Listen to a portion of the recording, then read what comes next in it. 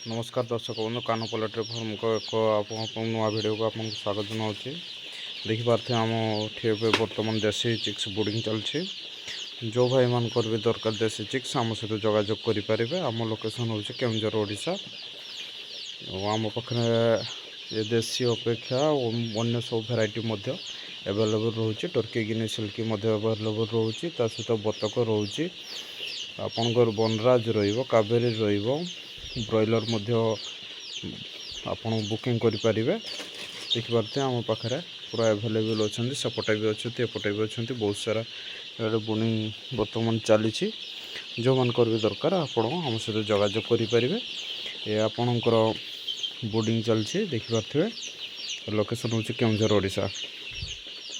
एक नंबर एक रेट देखो मुझे गोटे बाड़ धरिकी देखे दूसरी केमी अच्छी देखो। पूरा देसी गोड़ देखो हलदिया। ये आपंकर फिमेलटा मेल ना ये फिमेल बार्डटा धरी।